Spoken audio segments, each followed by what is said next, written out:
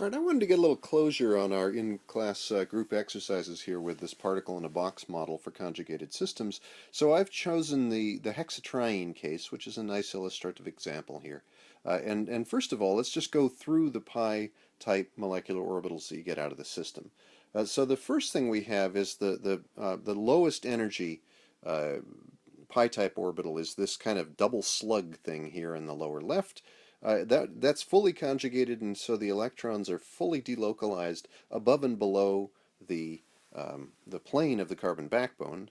The electrons, of course, occupy both halves of that two-lobed wave function because they are a wave, but the delocalization extends along the full carbon backbone. So that lowest energy orbital gets the full benefit of the conjugated system. Then, and you notice there's one node, okay? So the node is the plane of the carbon-carbon backbone of the carbon backbone, and that's present in all of these orbitals. So they all have that one node associated with the plane of symmetry of the carbon backbone. The next highest molecular orbital that's pi bonded in structure has an additional node. Basically, in this case, it's kind of weird. The middle carbon-carbon double bond is completely devoid of electron density, and now we have two basically fairly big and fat pi-type orbitals on the terminal double bonds, and they're of opposite sign. And so we're changing. We have green up on the left-hand side and green down in the right-hand side, and they change sign across the middle plane of the carbon-carbon system, sort of between carbons 3 and 4 there. And so now we have two nodes. We have the plane of the carbon backbone and that one slice through the carbon backbone. So we have more nodes, and it's higher in energy. The next pi bonded orbital in this 6-carbon 3 double bond system is in fact the highest occupied molecular orbital, and that has basically 3 carbon-carbon double bonds with somewhat lower electron density in them, which is one of the reasons it's higher in energy. And also there's now 2 additional nodes in addition to the node that's the plane of the carbon-carbon backbone, and those 2 nodes correspond to basically the carbon-carbon single bonds in the system there. So that is basically always the highest occupied molecular orbital in these conjugated systems. It's the one that looks like a string of straight double bonds that alternate in sign as you go along that carbon backbone there. And then finally, the lowest unoccupied molecular orbital, the LUMO, has basically pi-type orbitals that are bonding the wrong thing, except it's a conjugated system. So now we have the pi bonding going across the single bonds near the central carbon. And if you count it up, we've got 1, 2, 3, 3 nodes along the carbon backbone in addition to the node that's the plane of the carbon backbone. So there's 4 nodes in there. So the sequence of the orbitals, 1, 2, 3, 4, also corresponds to the number of nodes, which is kind of cool, and again confirms our basic relationship in node counting. And that's simply put, the curvature of that electronic wave function is going higher and higher and higher as we go up and have more and more nodes, and so the kinetic energy of those electrons has to rise higher and higher and higher as well. So now if we look back to orbital 3, the HOMO, that one is always going to be the number equal to the number of double bonds, because it's as I said, it's always going to be just this string of things that look like pi bonding orbitals along the classical double bonds that you would draw in the system. So its number, the number in our particle in the box is going to be 1/2 the total number of carbons, which is always the number of double bonds in this. We're always using an even number of carbons here, so that's going to be 1/2 NC. And then if we look at the LUMO, we can use that as an example for just our carbon backbone here, because we're going to need to know how big this box is. And as I argued in class the other day, I would make the box extend along the carbon backbone, and really orbital 1 is the thing that's most evocative of that. You see how that slug is sort of writhing on down that carbon backbone, and so the full length of this box that the electrons are kind of confined in really goes from carbon 1 to carbon 6 in this case, but it follows the wiggles of the carbon backbone there.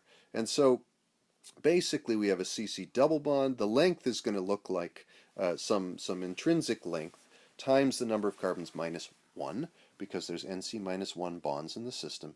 And for the double bond, we have about 1.3 angstroms. For the single bond in a classic system, we got about 1.5 angstroms.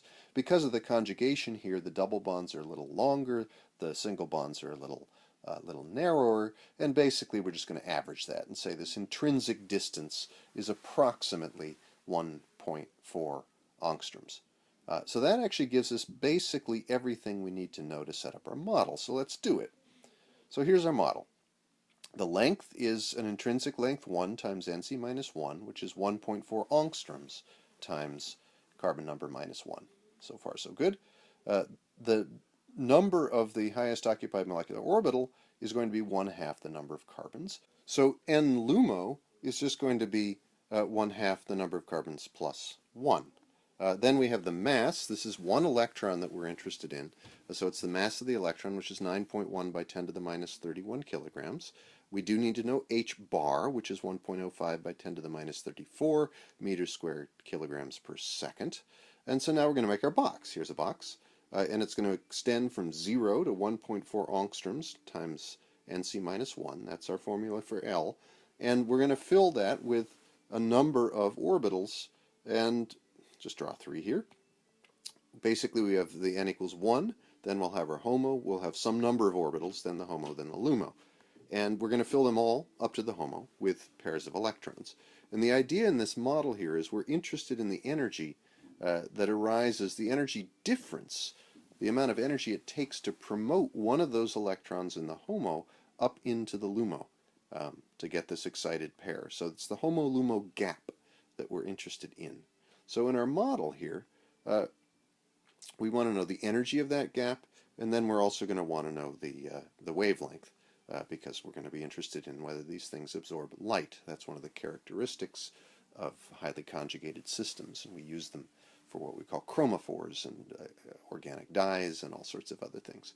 So the energy in our model is simply equal to h bar squared pi squared over 2m sub e L squared times the n squared of the LUMO minus the n squared of the HOMO. So this is our particle in a box model, but we're looking at the difference in energy of these two states, right? So h bar squared pi squared over 2m L squared should look very familiar, but instead of just 1n squared, we have n squared LUMO minus n squared HOMO. So the energy is it's the energy difference between these two states that we care about here. So now let's just write this out. It's h bar squared pi squared over 2me L1 squared, our intrinsic length for sort of 1 unit. And then the numerator, we're going to have n squared LUMO. So that's, let's see, that's 1/2 Nc plus 1 squared. That's the higher value, minus n HOMO, which is 1/2 Nc squared. And let's put those all in parentheses. And then divided by the L squared part of this, the Nc minus 1 squared, all squared. So we see that we've got a dependence so far of this, where the numerator in our expression is rising with expressions that look like the carbon number squared, and the denominator is also getting bigger with expressions that look like carbon number squared. So it's not immediately obvious what's going to happen to this whole thing as carbon number gets bigger, because we've got squared dependencies in the numerator and the denominator, but we're going to get some cancellation here. So let's extend this. Let's just work this out here. So we got our h bar squared pi squared over 2MEL1 squared again. But now let's expand out that numerator, because there's a 1/2 Nc squared minus 1/2 Nc squared. And that cancels out. So that kills the Nc squared part of the numerator. And we just get Nc plus 1 over Nc minus 1 squared. And that's different, right? Because that now is the overall dependence of this energy gap is going down as Nc rises. It's proportional to 1 over Nc for high Nc. It's going to go just like 1 over Nc, because the numerator goes like Nc to the first power, the denominator goes like Nc to the second power. So the energy gap between the HOMO and the LUMO is going down as the carbon number goes up. And that's the fundamental intrinsic characteristic of this problem that is absolutely fundamental to the way that organic dyes behave.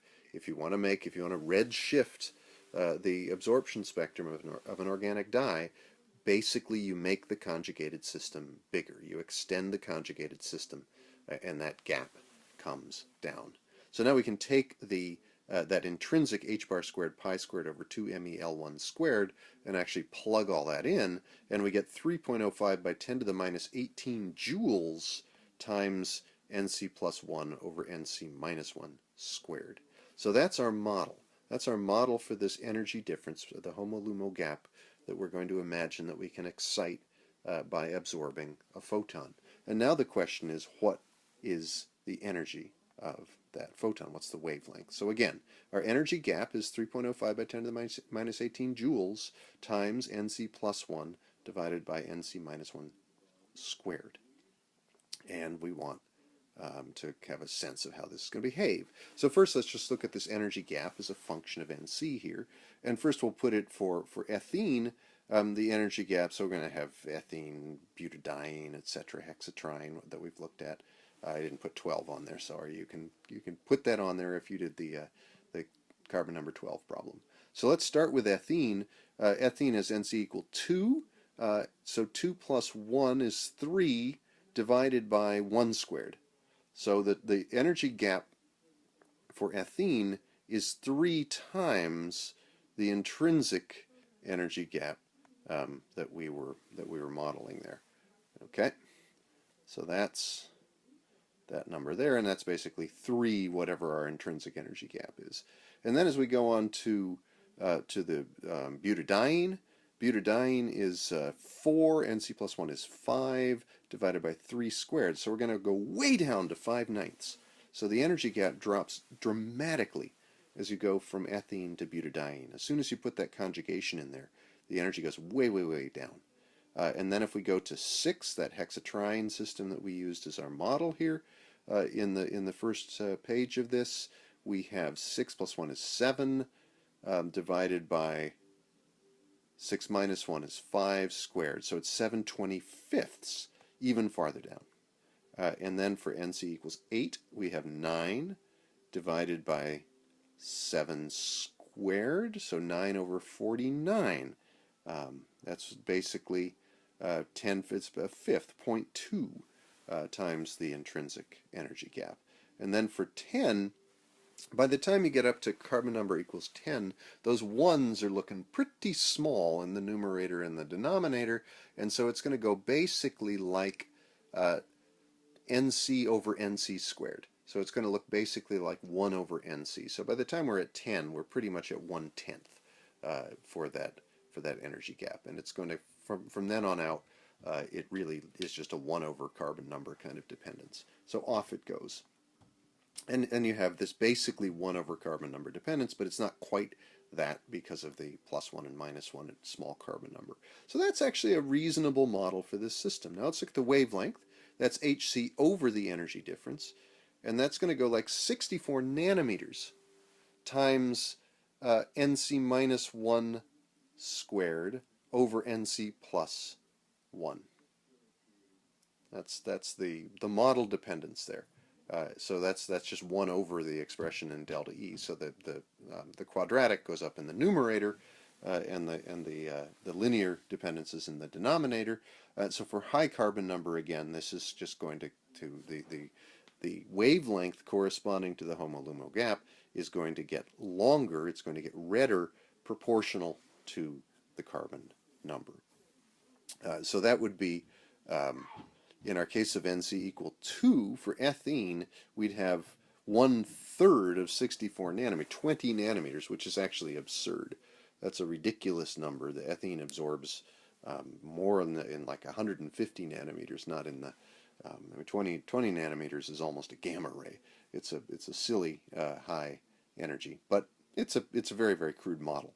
And as we go to a longer backbone, we'll see that it actually is pretty good at the limit of high carbon numbers. So as we go to, bigger than about 6, then it's just basically proportional to 64 times Nc. So if we have, let's say, 10 carbons, we're absorbing at 650 nanometers. And 650 nanometers is red, basically. Um, it's more or less the color of a red laser pointer. On the other hand, if we go to n equals 8, just 2 carbons off, then it's 49 over 9 times 64. 348 nanometers is in the near UV. So you see that just 2 carbons there is actually pulling the system across the, the entire visible spectrum. And that is actually not a terrible, terrible model. So what this is saying is that to get the absorption to be roughly in the visible range, you're going to need a conjugated system, a conjugated backbone in your organic dye that has between 8 and 10 repeat units, carbon-carbon double bonds, or I mean carbon-carbon bonds, or whatever. There, any form of conjugation, CO double bonds, it all works in the backbone. And that's actually roughly correct. That's about the size that organic dyes are. And it's also showing you that the exact color of the absorption, because the range of light that we actually can see is pretty narrow, the exact color of that dye is very, very sensitive to addition, substitution along that conjugated system. You make it a little longer, you put in a little side chain that basically extends the wavelength, or you simply change the chemical energy of the orbitals a little bit by having electron donating or withdrawing groups near that backbone. You can really pull the frequencies of the absorption, the wavelength of the absorption around in the visible range, and that is actually not the worst model for an absorbing organic system. So actually, it's not bad. And the main purpose of this exercise in any event was to get you to think about using the particle in the box as a model for a system that we care about chemically, to get you to be, learn how to play with AMPAC and visualize orbitals, and then also to think a little bit about this idea of a quantitative model. Even when it's not quantitatively predictive, it gets us the dependence of the system on things like the carbon number, which is quite useful.